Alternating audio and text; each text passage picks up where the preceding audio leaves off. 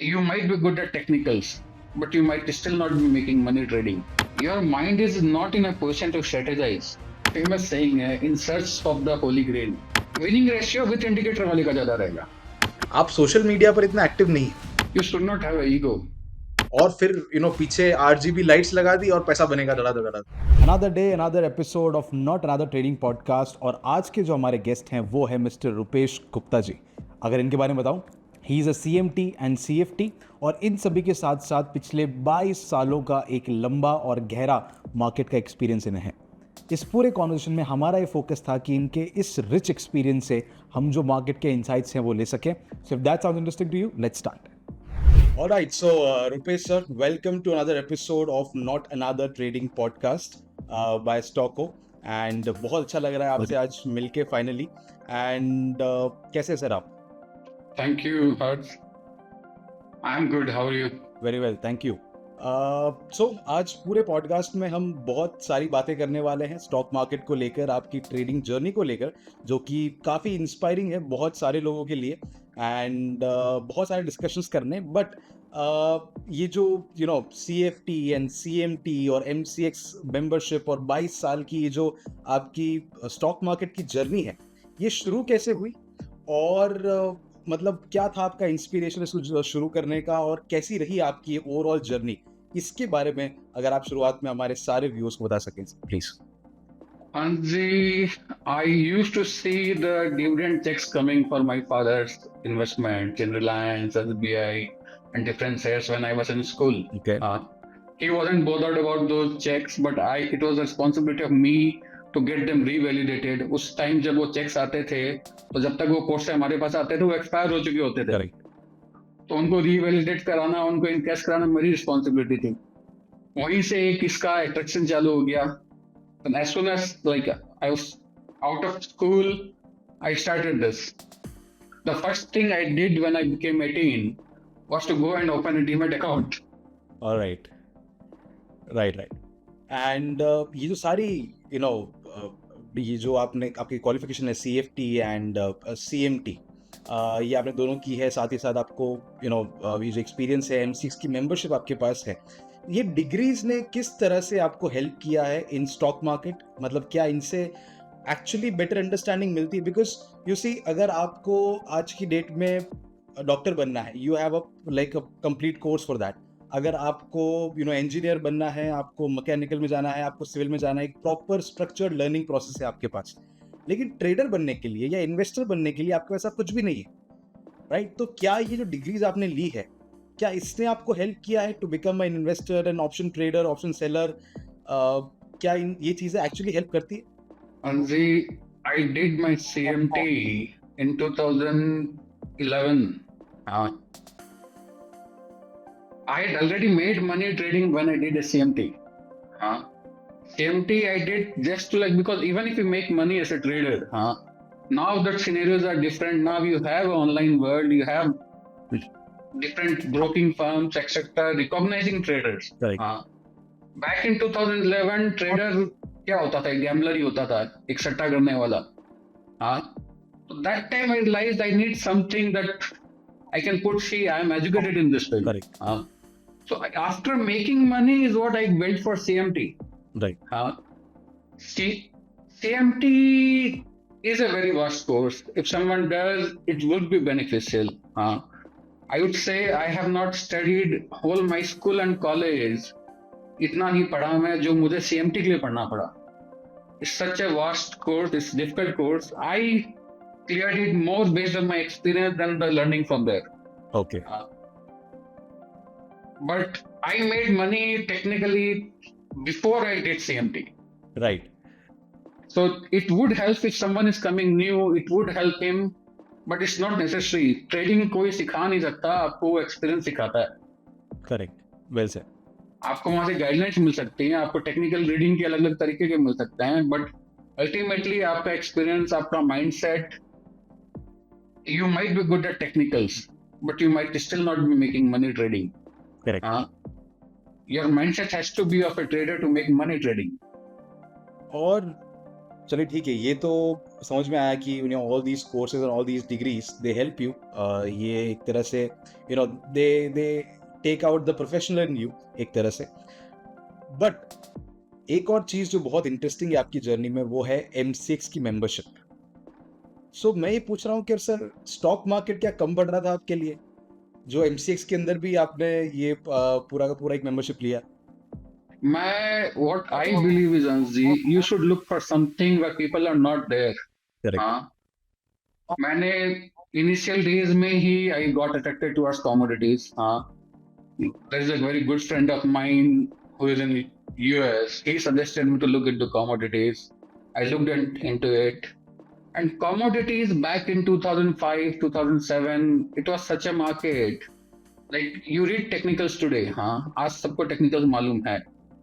उस टाइम हम कमोडिटीज में जब काम करते थे, you study a technical pattern, हाँ, suppose you study a channel breakout, हाँ, your target is suppose the range was 100 to 102, your target is 104 when the breakout happens. It magically did 104 on breakouts. We had such a simple trading in commodities back then. And you required very less margin in commodities, the expenses were less. Correct. The volatility was comparatively less when you see equity. You didn't have so much of liquidity even in index options then. Correct. जो commodity में हम कर पाते थे, तो for me commodity suited then, so I went for commodities. I was doing huge volumes in commodities then. Right. So it made appropriate for me to take M6 membership of my own. Correct. That was the time when you were fully dependent on brokers. There were आज जो सेबी का compliance का mechanism है कि आपका जो margin है आपका पूरा सेफ है, आपके डिमैट में है, you have full control of it. हाँ, उस टाइम ऐसा नहीं था. 2010-11 में ऐसा नहीं था. राइट. हाँ, हम मार्जिन ब्रोकर्स को दे के रखते थे, बट हमको उसका पूरा बेनिफिट मिलता था नहीं मिलता था. That was a scenario then.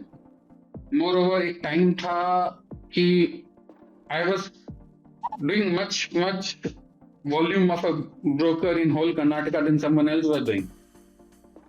So इतना volume था तो it made appropriate decision to take an M6 membership then. Today I don't have the M6 membership. Today I'm focused more on equity. I surrendered it some time back. Okay.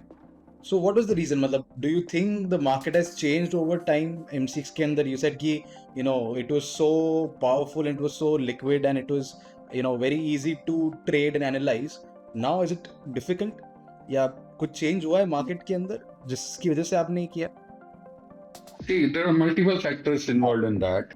First of all, you had a lot of volatility increase in currencies, USD INR. Right. As the USD INR markets opened up, the volatility in Indian commodities increased. Another thing was government imposing CTT back in 2012.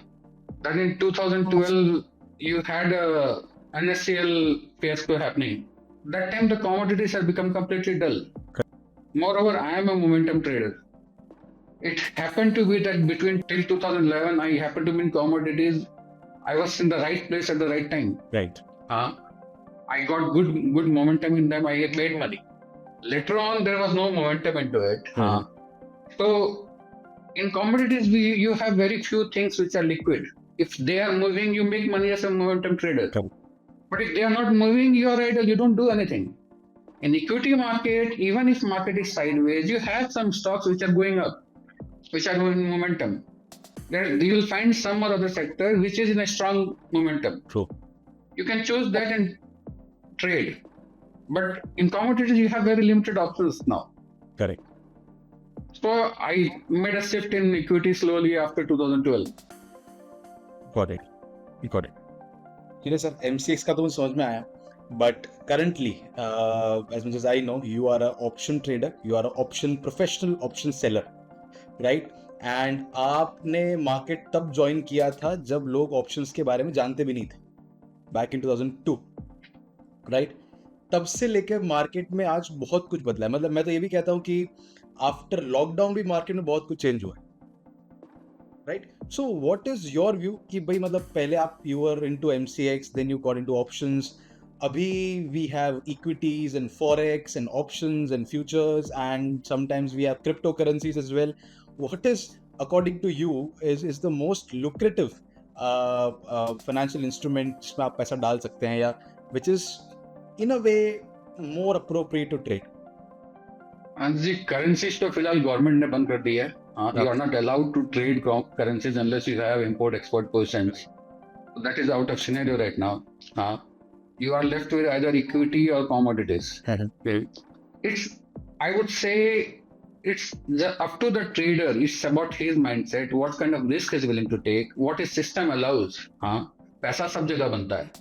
हमने recently मैंने commodities full time छोड़ दिया है. But I recently traded MCF gold from 62,000 to 73, 74,000 odd levels. मुझे breakout दिखा, मैंने momentum मान लिया और पैसा कमाया उसमें. सो आपका सिस्टम जहां जैसे अलाउ करता है, you should look for. As a trader मेरा काम है ट्रेडिंग करना. वो कमोडिटीज हो, इक्विटी हो, ऑप्शन हो, फ्यूचर हो, मुझे जहां मेरे रिस्क के हिसाब से पोजीशन मिलेगी, ट्रेड मिलेगी, मैं करूंगा, चाहे वो तेजी का हो चाहे मंदी का हो. Got it.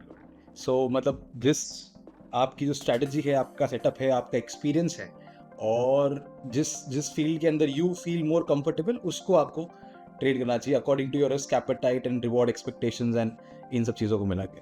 I think this is what you want to say. Reward expectations तो मैं रखता ही नहीं. Once you have a reward expectation ना, it becomes difficult to manage your trades. Correct, true. Your focus should be on, if you find some good trade, your focus should be on the risk. कि मैं इसमें इतना risk ले सकता हूँ, इतना risk मेरे को लगा तो मेरे दिमाग पे कुछ इफेक्ट नहीं आने वाला है, मेरी बैलेंस शीट में कोई फर्क नहीं आएगा, इसमें अगर नुकसान हो गया तो वो देख के आप सौदा कीजिए, आपको दिक्कत नहीं है. Find for opportunities where the risk is in your comfort level, then do it. Correct. Sir, अगर आप रिवॉर्ड और रिस्क की बात कर ही रहे हैं, तो I would like to ask a simple question. बहुत सिंपल आंसर होगा उसका, अगर आप क्लियरली देना चाहें तो. What is the biggest reward you have achieved in the 22 years of trading in the market? मतलब सबसे बड़ा प्रॉफिट किस साइज का हुआ है? सबसे बड़ा प्रॉफिट मेरी लाइफ में हुआ था 2011. Okay. 2011 September silver fall. When silver fell from around silver went up to around 72, 73K at that time. It came down 63,000 levels. My system gave me a short at 63,000. I sorted it there. Within 2 or 3 days, it's a 13, 14 years back story, so I can't tell you the exact figures. I don't have that much in my mind. But within 2 or 3 days, silver had come down to 45,000 levels. Wow. So वो trade हमारा exit हुआ था, क्योंकि I am a systemised trader. I don't exit eight top and I like don't buy at bottom. I buy between and I sell in between when it retraces. So I exited that trade at 52,000. So from 62 to 52,000 within 2 to 3 days, and that time my leverage was massive. That was like a dream trade for me. So profit का size थोड़ा सा मतलब Well, good things happen in life after that, I can say that. Got it. अब अगर of course अगर हम market में reward की बात करते हैं, तो रिस्क की बात किए बिना नहीं कर सकते. सो what is the biggest loss that you ever faced? जिसने एक बार तो मतलब, बिकॉज यू नो कमोडिटीज है, आपने खुद ही कहा कि छोटे मार्जिन से ट्रेड कर सकते हैं. छोटा मार्जिन का मतलब होता है बड़ा लेवरेज, राइट? एंड बड़े लेवरेज में लॉस बड़ा. Yeah, that time you could trade gold, silver with just 4% margin. या करेक्ट. सो जो बड़ा लॉस हुआ था, ऐसा कोई हिला देने वाला लॉस आपके एक्सपीरियंस में था? Loss making have been a lot in last 22 years, but we lost money once in commodities on a budget day. I had a strategy which used to pyramid. That time we were trading manually. We didn't have algos which can trade fires immediate trade like which on fire orders immediately on their own. So I had a pyramiding strategy. I had orders lined up in silver above the level and below the current market level. There was some announcement in the budget regarding the duty. Within seconds, I had the upper levels also triggered, down level also triggered. So my stop loss usually would have been a much more lesser, but it was a loss booked in few seconds automatically. Oh. So that was one instance. And another instance was recently in 2020 options. That day also, like that, I was trading options little aggressively that time. पैसा बन रहा था options में. Okay. You're making good money that time in options. So it was as expiry day, I believe. We were trading. I had a lot of positions. I generally punch stop loss orders before I trade. जैसे ही सौदा गिरता है मेरा stop loss system में पहले जाता है. Correct.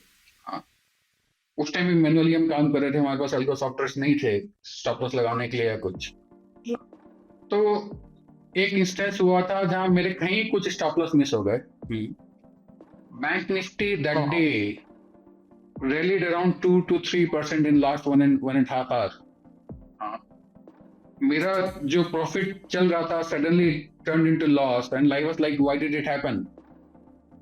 And the bank nifty kept railing like anything. That was a major loss I faced in last 4 years. Right. That wiped off around 2 to 3 months of profit of mine on a single day. Well, इस तरह के जो incidents होते हैं, I think एक trader की जो psychology होती है उसके लिए काफ़ी डिस्टर्बिंग होता है. मतलब फिर वो जो कॉन्फिडेंस होता है वापस ट्रेड करने का वो आदमी खो देता है. मतलब दो चीज़ें होती है, या तो कॉन्फिडेंस चला जाता है या फिर एग्रेशन आ जाता है कि भाई अब मुझे वापस मार्केट से और ट्रेड करके रिवेंज ट्रेडिंग करके पैसा वापस रिकवर करना है. एंड इन दोनों चीज़ों से कैसे बचता है आदमी? मतलब बिकॉज आप जैसा कह रहे हैं कि आपने 2-3 महीनों का प्रॉफिट गवा दिया, सो वापस ट्रेड करने का कॉन्फिडेंस कैसे आता है, या फिर रिवेंज ट्रेडिंग से आपने आपको कैसे रोकते हैं, ये अगर आप मुझे बता सकते. जी, रिवेंज ट्रेडिंग मैं मेरे करियर के बहुत शुरू कर चुका हूँ. जब मैंने ट्रेडिंग चालू की तो हमारे पास कुछ भी रिसोर्सेस नहीं थे. ना we didn't have live data feeds, we didn't have charting softwares, ना मेंटर्स थे. आज आपको ऑनलाइन इतने मेंटर्स मिल जाते हैं, आप किसी से बात कर सकते हो. That was pre Google area.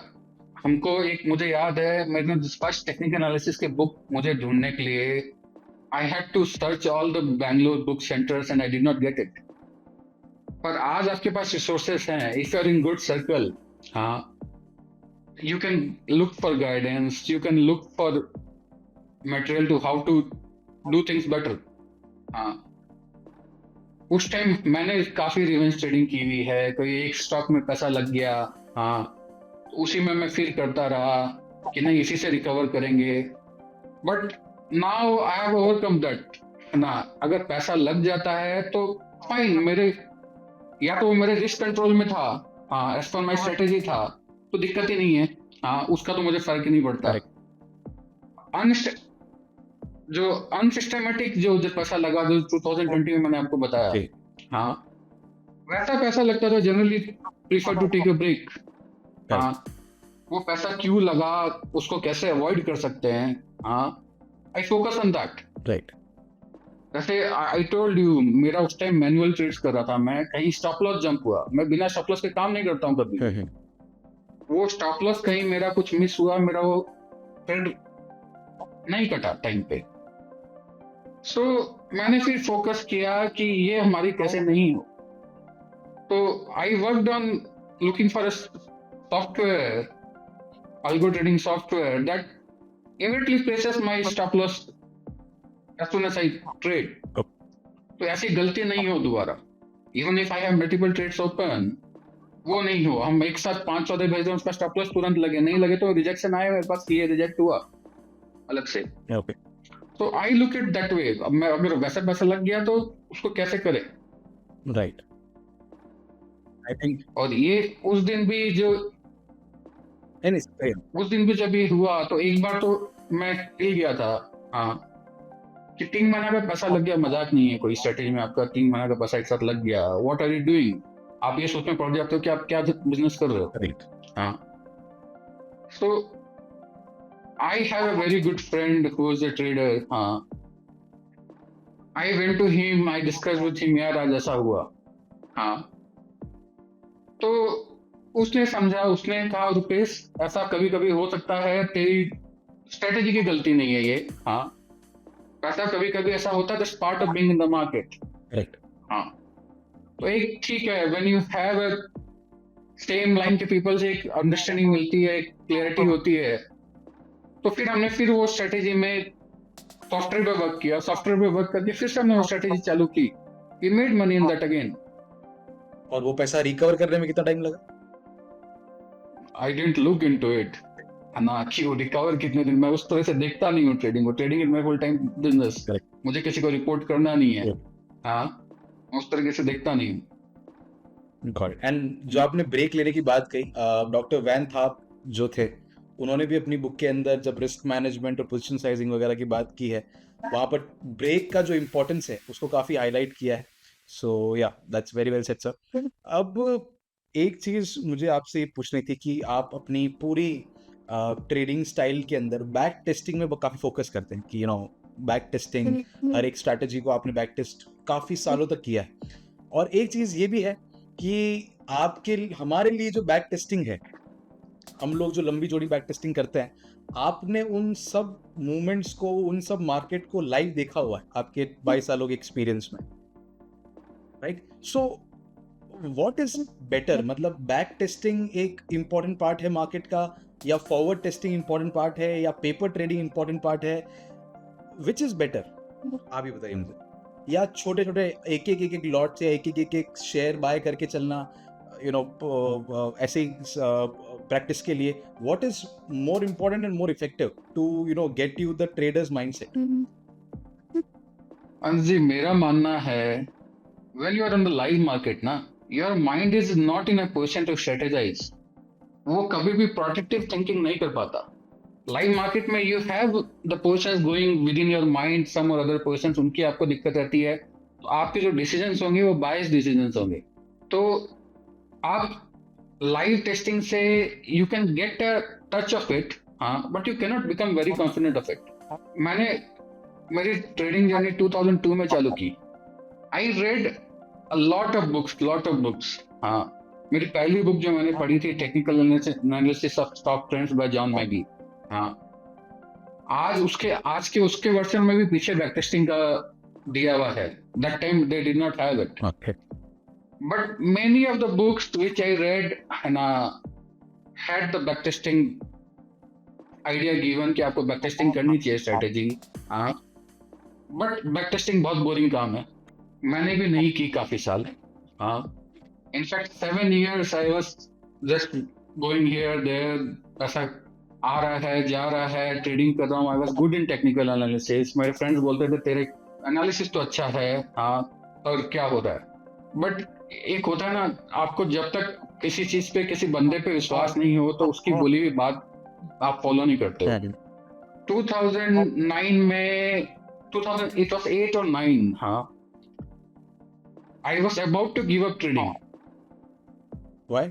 After being in it for 6 years, I was about to give up trading. पर मेरा एक फ्रेंड था जो मैं जानता था ट्रेडिंग करता है, अच्छा खासा कमा रहा है वो ट्रेडिंग में। He was making his living out of trading. Okay. हाँ, मेरी उससे एक दिन शाम को मैंने उससे कहा, यार मैं ट्रेडिंग छोड़ने की सोच रहा हूँ, मुझे उसको देखना पड़ेगा, ये मेरा नहीं है। तो उसने मुझे कहा, रुपेश तू क्या करता है, कैसे काम करता है? मैं उसको बताने लगा मेरी स्ट्रेटेजी ऐसे। बोला मुझे स्ट्रेटेजी मत बता। उस टाइम कोई मार्केट हॉलीडे था, it was somewhere in August 15 के आसपास था। We had 2-3 days holiday. He said, Rupesh तेरी ये स्ट्रेटेजी तू नोट डाउन कर, 3 दिन की छुट्टी है, तो इसको एक्सेल में ट्रेड्स को, पूरा तेरे पास डाटा पड़ा है, हाँ, एक्सेल में देख लास्ट 3 साल में कैसे क्या, अगर तू ये पूरी स्ट्रेटेजी फॉलो करता तो क्या होता ना। चीटिंग मत करना, आगे का क्या हुआ ये देख के मत करना, जो हिस्टोरिकल है वही देख के करना। मैं बोला ठीक है। उस टाइम जुनून था, हम 2-3 दिन लगातार बैठे, मैंने पूरी उसके मैनुअली सॉफ्टवेयर से डाटा लेके एक्सेल में बैक टेस्टिंग की। हाँ, फिर उसने जब मार्केट खुला नेक्स्ट डे मुझे पूछा, रुपेश क्या हुआ तेरी टेस्टिंग का? मैंने बोला मुझे मेरा जवाब मिल गया। उस दिन के बाद से फिर हमने ट्रेडिंग में पैसा कमाया। राइट। वही स्ट्रेटेजी जो मैं पैसा नहीं बना रहा था, was looking back to me, would have actually made it money if I followed the rules, if I had actually trailed my trades. Correct.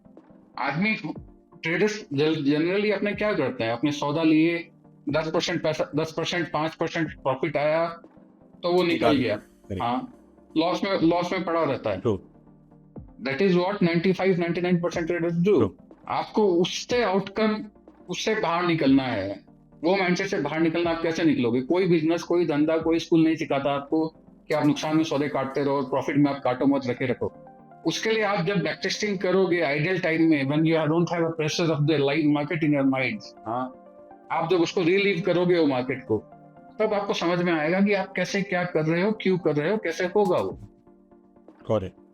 आज एक कॉन्फिडेंस चाहिए। आप जो स्ट्रेटेजी में काम कर रहे हो, आपका कोई सौदा आपने 100 रुपए में लिया, हाँ, वो 100 का 105 हो गया, 110 हो गया, 115 हो गया, फिर भी आप उसको होल्ड कर पाओ, उसके लिए माइंडसेट ट्रेन करना पड़ता है। मुझे याद है जब हम सेवर में काम कर रहे थे, हाँ,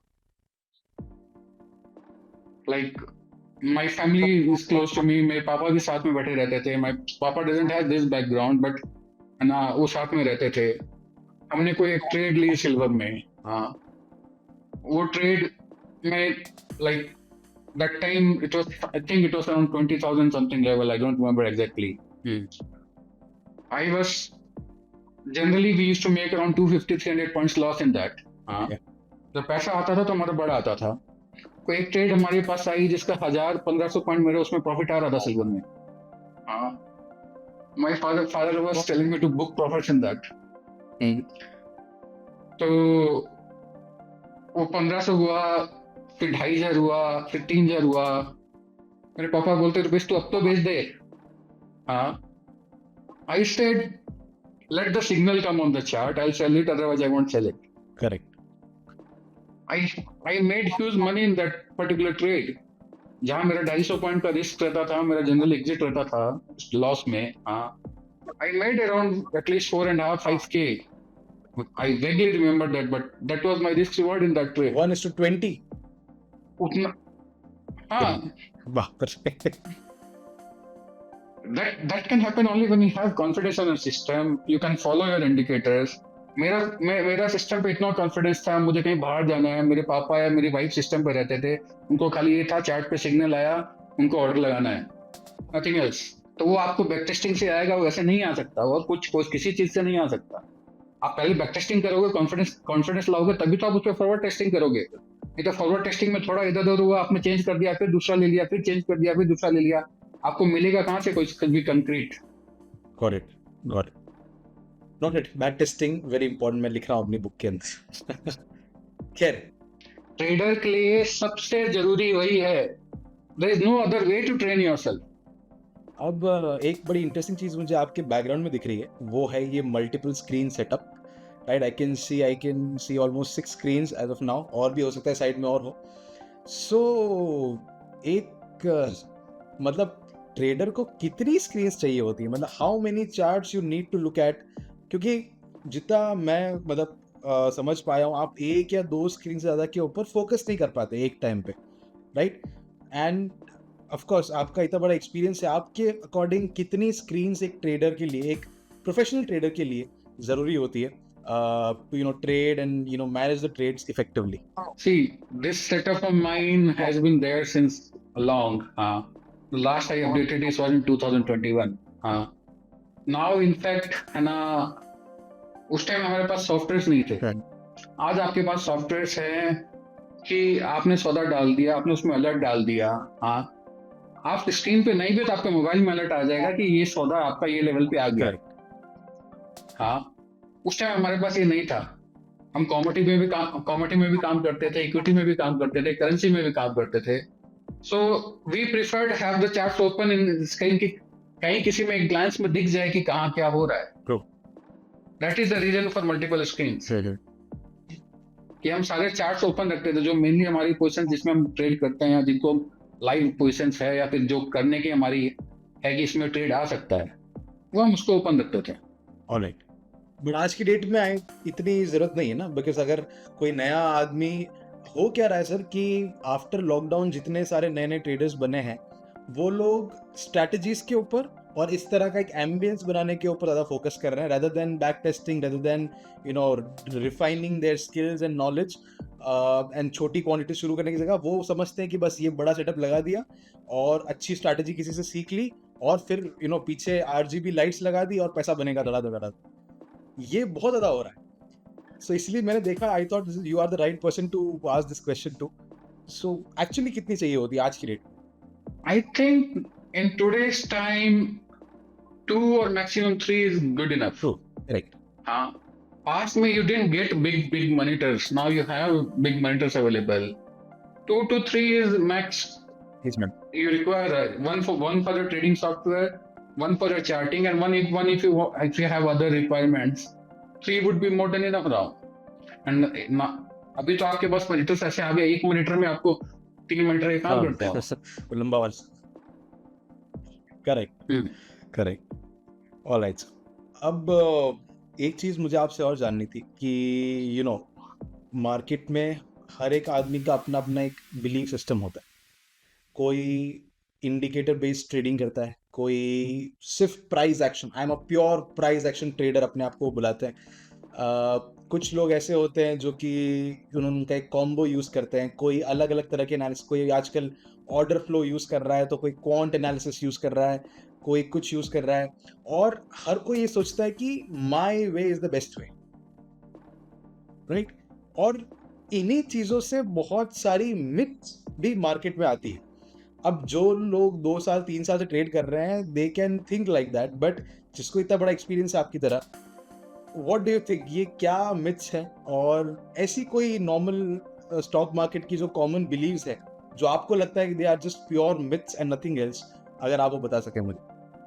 है ना अंजी, एक फेमस सेइंग है, in search of the holy grail. Correct. हाँ, मैंने भी मेरी लाइफ में काफी टाइम वेस्ट किया है वो होली ग्रेल ढूंढते ढूंढते ट्रेडिंग में, हाँ, जो कि होता नहीं है। मैं जो भी बात करता हूँ, बिकॉज आई बैक टेस्टेड दो थिंग्स, मैं उस बेसिस पे बात करता हूँ।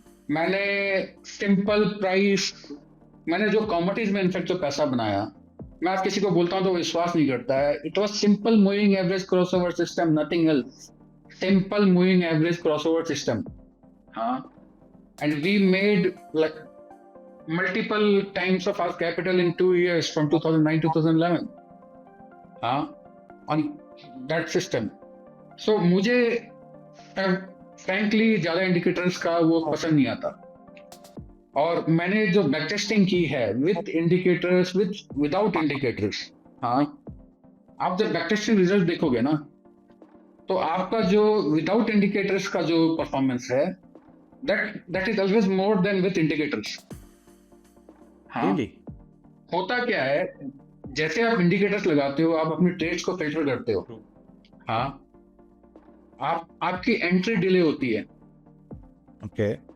कोई आपको अच्छा ट्रेड भी मिलना है तो उसकी एंट्री डिले होती है, आपकी पर ट्रेड की एक एवरेज एंट्री डिलेड होती है, उसमें एक फिल्टर लग जाता है जैसे आप उस इंडिकेटर लगाते हो, हाँ। तो आप जब दोनों के बैक टेस्टिंग देखोगे ना, विद और विदाउट, आपका प्रॉफिट विदाउट इंडिकेटर वाले का ज्यादा रहेगा, हाँ। But if you are looking for the winning ratio, हाँ, विनिंग रेशियो विद इंडिकेटर वाले का ज्यादा रहेगा, हाँ। अब ये आपके माइंडसेट पे है, आपको क्या चाहिए, आपको प्रॉफिट ज्यादा चाहिए कि आपको विनिंग रेशियो ज्यादा चाहिए, हाँ। मुझे प्रॉफिट ज्यादा चाहिए तो मैं विदाउट इंडिकेटर्स करता हूँ। I have very basic indicators on my charts, हाँ, नॉट मच।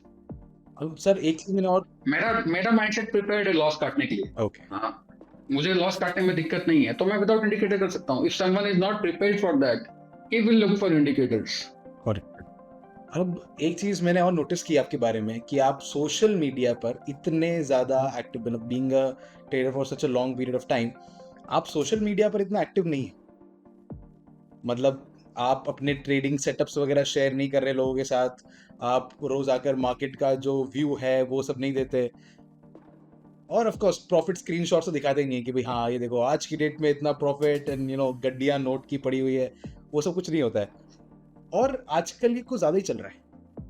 मतलब आपने भी नोटिस किया होगा कि पहले के वक्त से आजकल मतलब और मैंने देखे कि 10 साल के बच्चे, 12 साल के बच्चे, वो भी गड्डियां लेकर और वो अपना सेटअप पे कोई ट्रेड दिखा रहे हैं। Is this ethically like right? Ethically चलो रॉन्ग है ही, बट मतलब आपको नहीं लगता ये कुछ ज्यादा हो रहा है? मतलब पूरी इंडस्ट्री के अंदर ये ज्यादा सैचुरेशन आ गया इस चीज का? हाँ जी, मैंने इतने सालों में ये देखा है, जब तेजी का बाजार होता है ना, हर कोई होशियार होता है। हाँ, हाँ। आदमी का पता चलता है जब वो मंदी के बाजार में उसकी क्या परफॉर्मेंस है, वो कैसे उस टाइम बिहेव कर रहा है। करेक्ट। हाँ, तो अभी जो आप देख रहे हो स्क्रीनशॉट्स वगैरह, ये मोस्टली लास्ट 4-8 साल में आए हैं, जब बाजार एक्सेप्ट फॉर द कोविड बाजार ऊपर चलता रहा है। टेक्नोलॉजी का काफी कुछ इन्वॉल्वमेंट हुआ है, हाँ, बट है ना, अपना अपना है। मैं काफी ट्रेडर्स को जानता हूँ जो ट्रेडिंग में एक्चुअली पैसा बनाते हैं, सालों से पैसा बनाते हैं, बट वो अपना बनाते हैं, वो अपना एंजॉय करते हैं। उनको सोशल मीडिया पे क्यों जाना है? तो मतलब जो 100 करोड़ 200 करोड़ के कॉर्पस के ऊपर बैठे हैं, उन्होंने आज तक कभी एक पोस्ट भी नहीं डाला होगा। और मतलब मैं ट्रेडिंग कर रहा हूँ, मेरा वहाँ टाइम है, मैं फिर मेरा टाइम मैं अपने लेजर पे अपनी फैमिली में दूंगा कि मैं वो सोशल मीडिया पे दूंगा? And this is also misleading. मतलब जो नए वॉनबी ट्रेडर्स हैं उनके लिए काफी ज्यादा मिसलीडिंग हो जाता है। उनको लगता है कि अब बस एक बार ये सीख लिया या ये कर लिया या ऑप्शंस में आ गए, देन इट्स जस्ट सोने की बारिश हो गई and all that. But and I think you are the right person to say this कि ऐसा कुछ नहीं होने वाला है, right? Trading is one of the most difficult jobs. इसका जो भी फंडामेंटल्स हैं, fundamentals of trading is completely different from any other thing you do. किसी भी सक्सेसफुल ट्रेडर का अगर आप सुनोगे कि वो यही बोलेगा कि मेरा 100 में से 35% ट्रेड में ही पैसा बनता है। He books losses in 6500 trades, 65% of the trades. चाहे वो सक्सेसफुल ट्रेडर हो, चाहे इन्वेस्टर हो, इवन इन्वेस्टर डजंट मेक्स है ना प्रॉफिट ऑन 100% ऑफ ट्रेड्स। अगर कोई बोलता है तो मैं तो बोलता हूँ झूठ बोलता हूँ, मैं उसकी बात आगे नहीं सुनता। कोई बोलता है मैं 100% ट्रेड्स में पैसा बनाता हूँ, वो झूठ बोलता है। हाँ, इट्स नॉट पॉसिबल। अगर कोई 100% ट्रेड्स में पैसा बना रहा है तो 100 उसके पॉसिबिलिटी नहीं है। वो एक ट्रेड आएगा तो उसका सब कुछ ले जाएगा। True. क्या बोलूं मैं इसके बारे में और आपको? जैसे राकेश झुनझुनवाला सर के बारे में लोग बोलते हैं, एग्जाम्पल देते हैं कि उन्होंने तो टाइटन में पैसा डाल के करोड़पति बन गए। बट लोग ये नहीं समझते कि उन्होंने टाइटन के अलावा 100 और कंपनी में डाला था, उनका कुछ नहीं हुआ। हाँ, वो बोलते हैं, उनका मैंने सुना है, खुद बोलते हैं मेरा कहीं पे नुकसान होता है, it's part of it. Correct. Even Warren Buffett का भी होता है, उनके भी हर एक कंपनी नहीं चलती। True. बट ये है कि उनकी जो कंपनी चलती है, जो इन्वेस्टमेंट में उन्होंने पैसा बनाया, that was much much more than what they lost. Correct, right. अब ये भी मुझे चीज़ जाननी है कि आप जब इतने लंबे टाइम से आप ट्रेड कर रहे होते हैं तो कुछ मतलब कोई भी चीज़ आप लंबे वक्त तक करें तो वो आपकी सेकंड नेचर बन जाती है, आदत बन जाती है, हैबिट बन जाती है, आपका नेचर वैसा होने लगता है। सो ऐसे क्या ट्रेड्स हैं, ऐसी क्या हैबिट्स हैं जो एक आदमी को अपने अंदर लानी चाहिए, डेवलप करनी चाहिए to become a professional trader? You should not have ego. ये बाजार में अगर कोई डूबता है, अच्छे अच्छे ट्रेडर अगर उस पर ईगो आ जाता है तो यहाँ बाजार ही सबसे बड़ा है, उसके सामने कोई कुछ नहीं है। हाँ, ऐसे ट्रेडर वो जहां जा रहा है हमको उसके पीछे जाना है, हमको उसको फॉलो करना है। हम जिस दिन ये सोच लेते हैं कि हमने जो किया या हमने जो सोचा वो सही है, हाँ, that's the end of it. इसलिए ये होना कि ठीक है ना, कहीं नुकसान हो रहा है, उसको काटने की जो चाहिए कि ठीक है मैं गलत हुआ, मैं गलत हो सकता हूँ, मैं गलत होगा, मैं निकल जाऊंगा, that's it. I have to try again and again. If I am wrong I am out of it. I don't have to get stuck into it. In fact मैंने ये नोटिस किया, इवन जो बड़े बड़े बिजनेस हाउसेस होते हैं, हाँ, regular businesses, हाँ, वो नए नए बिजनेस ट्राई करते हैं, बट जो नहीं चला they cut it off, they don't get stuck to it. जो किसी चीज में स्टक रह जाता है वो रह गया। दैट्स द हैबिट कि आपको ईगो नहीं रखना, नुकसान हुआ काटो उसको, दूसरा कुछ देखो। Even in fact in options trading, हाँ, my strategies don't have any adjustments. मैं एडजस्टमेंट्स पे बिलीव नहीं करता। तो इट्स ईदर एंट्री और एग्जिट। हाँ, अगर I have a stop loss, I have a trailing stop loss, अगर वो कट गया, वो सौदा गया, that's history. I have to look for something new. मैं उसको एडजस्टमेंट करते रहूं, एडजस्टमेंट मुझे समझ में नहीं आता। मैं मोमेंटम ट्रेडर हूँ पहले, ऑप्शन ट्रेडिंग तो मैं साथ में कर लेता हूँ। हाँ, मुझे नुकसान है तो मैं काट के बाहर हूँ। So keeping it simple and accepting the laws, I think ये ऐसी 2 हैबिट्स है जो आपको बनानी चाहिए। Most important requirement of a trader, जितना सिंपल रख सको, इतना सिंपल रखो कि कोई भी उसको फॉलो कर ले, और नुकसान काट के निकलो, नुकसान को ज्यादा देर मत देखो।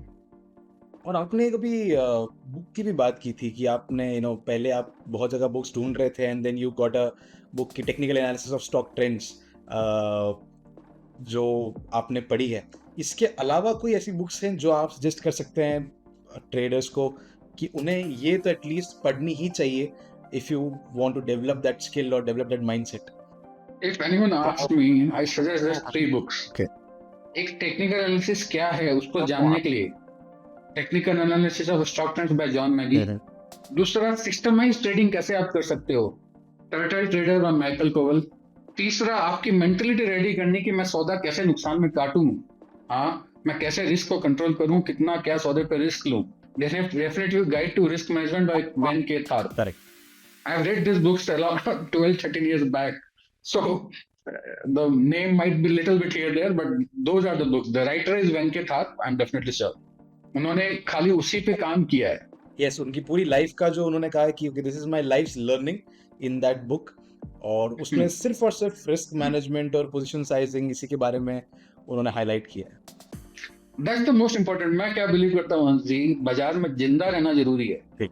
हाँ, आप अगर जिंदा रहोगे ना, हाँ, तो बाजार कभी ना कभी आपको पैसा देगा। बट आपका रिस्क कंट्रोल में नहीं रहा, आप जिंदा ही नहीं रहे, तो पैसा कैसे बनाओगे? After you lose money, it's very difficult to recover that money. Well, ये सब तो आपसे सर बहुत कुछ इस तरह से अगर हम बात करने लगे तो बहुत सारा डिस्कशन हो सकता है, एंड ये आपके 22 साल के एक्सपीरियंस को 1 घंटे में या एक पॉडकास्ट में डाल पाना मुझे नहीं लगता मेरे लिए पॉसिबल है। आप अगर चाहे तो कर भी सकते हैं, बट मैं इतना नहीं ग्रास्प कर पाऊंगा।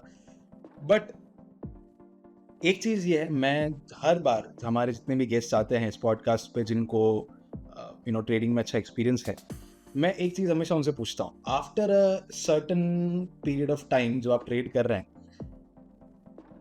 Trading become something more than money. मतलब आप पैसा कमाना है उससे ऊपर उठ जाते हैं, and this becomes something else for you. This business, these charts and this market becomes something else for you. So what is that something else? What is trading and what is stock market for you in your life as of today? ये मेरा passion है। I can spend more time with charts than I can spend with anything else.